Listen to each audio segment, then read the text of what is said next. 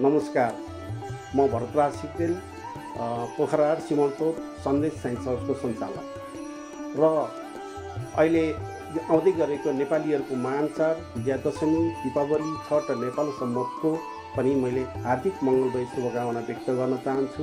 साथै देशमा उत्पन्न भएको यो जुन अहिले विषम परिस्थिति छ त्यसलाई सबैजना हामी मिलेर एउटा सहकार्य सद्भाव गर्दै जाओस्, देश एउटा उन्नतिको प्रगतिको बाटोमा जाओस् भन्ने पनि मैले शुभकामना व्यक्त गर्दछु। हस्त नमस्कार।